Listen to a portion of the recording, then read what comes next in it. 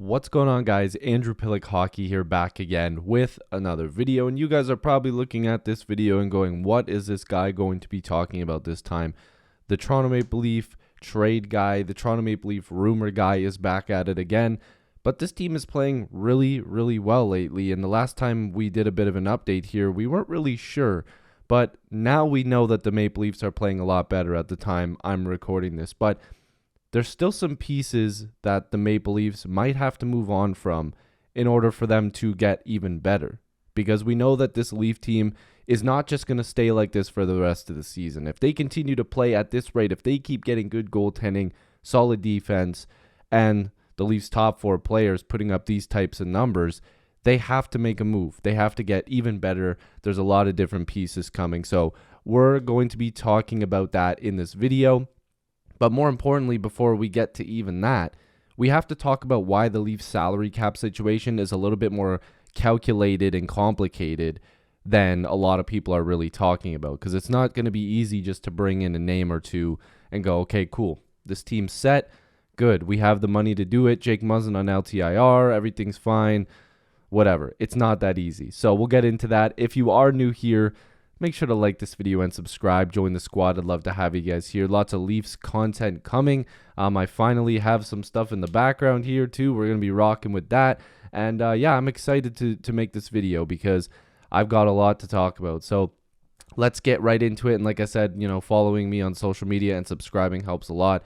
There's a lot of you guys that watch these videos that aren't subscribed. Hit that bell. Hit the subscribe button. It only takes a little bit of time. But let's just quickly look at the Leafs cap situation. Now, I've inserted some more names into here that are currently injured because if we're going to be talking about what this cap situation looks like with basically everybody healthy except for Jake Muzzin, we need to talk about the money that they're actually going to have. So this cap space where it's 1.329 is basically with, putting some guys in the minors, utilizing the IR because at this point, Robertson, Mete, and Ben are injured, but we're not sure when they're coming back. Even when they do, they can still, they can be placed on waivers. They can be on this team, whatever. It won't really, count towards this cap space unless somebody actually claims them off waivers.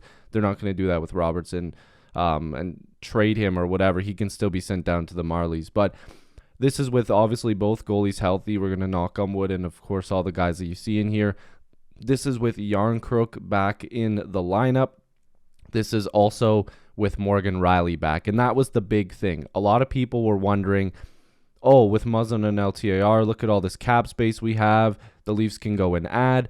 Well, the Leafs also have Morgan Rielly on LTIR. So when he comes back, that cap space goes right back on, and that's why you're seeing that the Leafs would only have about $1.3 million to really work with. And that number might be a little bit lower. Again, this is just with the calculations that I have with this current team. And again, you don't look at these lines and think this is exactly what the Leafs are going for, what I'm thinking they should be. This is just with, with everybody healthy and me just trying to put together the lineup for the sake of this video. But when you really look at this, with Rielly back, with Brody back, with Giordano playing the way he is, Hall's even stepped it up, and Sandin and Liljegren have both been good, and the addition of Connor Timmins, the question mark still lies. Do you trade Justin Hall or do you keep him? Now, in this scenario, I'm keeping him because he's been playing better lately, and if you want that depth going into the playoffs, you keep him. But if you're able to upgrade at the blue line position, again, you're going to have to shed some money. You're going to have to shed some of those dollars. And Justin Hall is an easy candidate, especially if you are getting a defenseman. But for the sake of this video, we have to see and trim the fat a little bit here with guys that aren't really playing well or guys that don't make sense on this team. So let's talk about the good first. Pontus Holmberg has come up. He's been pretty good. Dennis Malgin, him and Robertson bounce in and out, but they're so cheap that it doesn't really matter. Same thing with Zach Aston Reese. He's starting to play a little bit better, a better two-way game. David Camp has just been amazing since he's come to Toronto. And Bunting stepped it up. Obviously, Matthews, Nylander, Tavares, Marner, at the time I'm recording this, have been playing incredible. So you're looking at guys like the usual suspects, and Alex Kerfoot and Pierre Engvall. So with both of those guys, if you are going to make a move, if you want this team to get better, the big thing that has been talked about is that the Leafs do not have a top 6 winger that can play with some of those big names. You have Michael Bunting, who has shown he can play with those guys, but it's been a revolving door with Malgin, with Robertson, with Kerfoot, with Engvall, with Yarncrook, with basically everybody. And a lot of those guys that I mentioned are better suited for the bottom 6. And when you're playing in that bottom 6, you want cheaper options. You want guys that can come in there and play at a way less of a dollar amount and play more of a defensive style and maybe chip in a few goals here and there, kind of like a David Camp, kind of like a Pontus Holmberg, a Zach Aston Reese, etc. Yarncrook is kind of expensive, but with 4 years on his deal there, it was the risk that the Leafs were willing to take to be able to bounce him up and down. But you don't want to go into the 3.5 or even that extra $150,000 with a Pierre Engvall, who just hasn't really been doing anything. So if we're looking at Kerfoot, it's kind of unfortunate to see, the dip that he's taken this season, because he's got the modified no trade clause. He's at 3.5. I still think they should have traded him in the offseason. But Kerfoot actually has been pretty good since coming to Toronto. I mean, last year he had 51 points. A guy at $3.5 million giving you 51 points is actually really solid. So he gave you those numbers, and the last couple of years in the playoffs, he hasn't been too bad. Obviously, you'd like a little bit more production in the last year's playoffs, but the year before that, he was damn near a point per game. So you have to give him a little bit of credit there that he has been okay in the playoffs, but you need a little bit more than that if we're getting secondary scoring. This year, 12 points in 28 games played. Now, I'm still struggling to really tell myself whether or not this guy has positive or negative trade value. I think he's kind of in the realm of possibility of a team going, okay, we know that we could utilize this guy. We still think he's a 40 or 50 point player. We'll probably end up re-signing him next year. So we're willing to give up, something. They're going to give up a pick, like a decent pick for a guy like Kerfoot, which I honestly still think is a possibility. Like, Kerfoot is not a useless hockey player. I know a lot of people seem to think that, but he can still kill penalties. He's still a guy that, has the right hockey IQ sometimes, but he's a good hockey player. And if a team thinks that they see something in his game that they can fix and get right back on track, then you never know. Kerfoot could be an option for them. It's just that $3.5 million cap hit that could be an issue.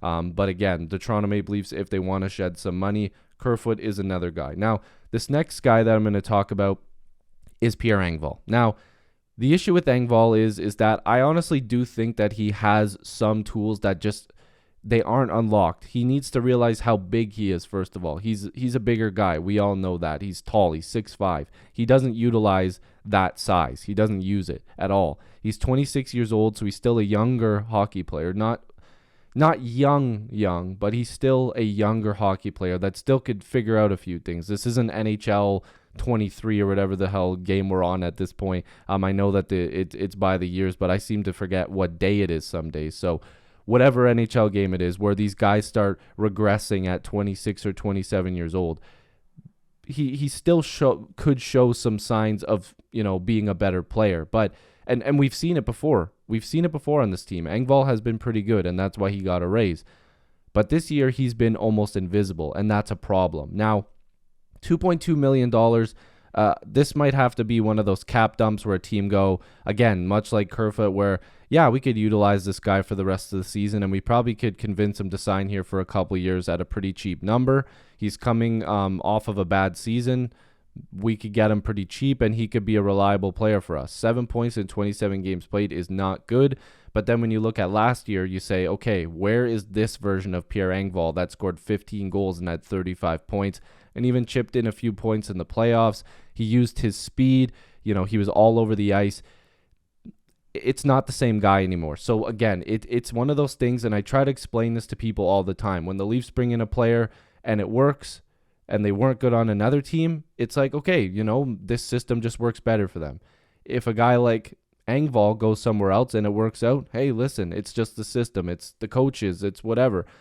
There's just that one coach. All it takes is one coach, one conditioning coach, whatever it is, one video coach that goes, oh, dude, I've been seeing this for years. I'm so glad we picked you up because this is what we could get out of you. and this is what you're doing wrong. So a guy like Engvall, I could definitely see a team taking a flyer on him and, potentially, giving something up, as in like a late pick, or maybe it's even a future considerations cap dump. I don't think he's not a completely useless player. That's what's tough about guys like Kerfoot and Engvall, is that there's something there, but they're not showing it this year. And the Toronto Maple Leafs could really use that secondary scoring, because their main scorers are doing a lot of the heavy lifting. And if that starts to fall off, it's not going to be good, because the Leafs goaltenders have already been tested a few games where they're getting peppered. And sure, that's fine. We've scored some goals. It's been good. But if those big players don't show up and give you that late goal, or that goal that kind of just gives you that little bit of a boost, where's your secondary scoring coming from? Because, again, this year it's been a lot of the heavy lifting from the big guys like Tavares, Marner, Nylander, Matthews. And we need more. So you have to find that complementary piece, and that's probably going to be in the top 6. But again, if you're going to go out there and acquire that type of piece, this money has to come off the books. Just with Jake Muzzin on LTIR, that doesn't give the Leafs enough money still to do anything, unless you're getting a guy in the top 6 that fits within that cap space, which is highly unlikely. So if you can give yourself a Kerfoot traded, then you're looking at 4.8. You're looking at almost $5 million to go out there and do something. Because again, I don't think Muzzin's coming back. And if he does, just wait for the playoffs and have him come back when the salary cap basically goes to sleep and nothing's changing there. So we'll have to see what happens. But before I get into another video where I talk about guys that I think could fit there, I wanted to at least show you guys the situation, because I'm all over Twitter. Unfortunately, Twitter's a hole that you don't want to dig into. But it's one of those things where you read tweets and people thinking the Leafs have all this extra money, but they keep forgetting that guys are coming back. And Morgan Riley's contract is $7.5 million. So the Leafs don't have that extra cap space. So let me know what you guys think down below. If you are new here, make sure to like and subscribe. We're going to be talking a lot more about players that can fit in that top 6. If you have a name that you want to talk about, or any video topic regarding the Leafs, make sure to leave it down below. But again, specifically looking for that top 6 player that could slide into this Leafs lineup. Again, go Leafs go. Thank you guys so much for the support. Subscribe if you're new. I love you guys. I'll see you in the next video. Peace.